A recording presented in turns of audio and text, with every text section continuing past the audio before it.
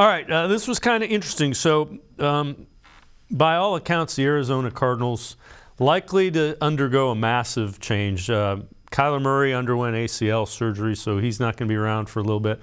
Likely that Cliff Kingsbury is one of those guys that finds out Monday that the organization is moving on from him. So there's a guy there that's kind of interesting, DeAndre Hopkins, wide receiver who has played with Deshaun Watson. And it would take a look at the tweet. So there was a lot of talk about how could the Browns potentially try to get Hopkins.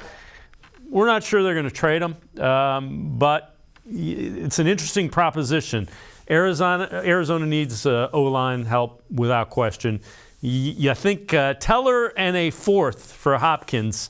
It's not that much money additionally in cap over the next 2 years. So, again, we're not saying this is likely to happen, but you're saying this is something that they might think about.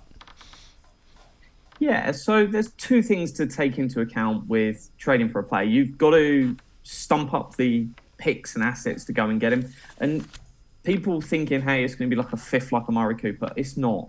They were going to cut Amari Cooper and they were just begging for a team to take them on. Hopkins is a valuable player.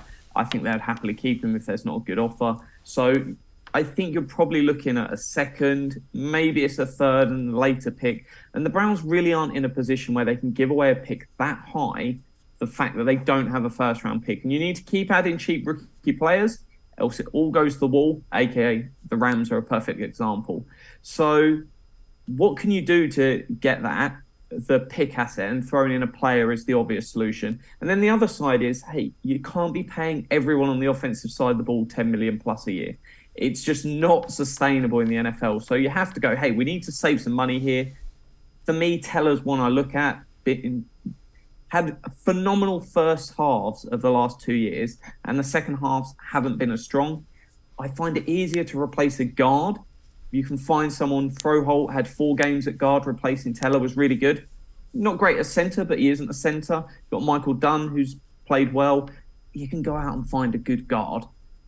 Whereas, hey, people are crying out and going, hey, we want more wide receiver help. If you're going to make a big splashy move, this is one that I think you could do it because you're moving off of a player, which brings the trade cost down, and it also frees up some money on the salary cap. So I think you get that balance there.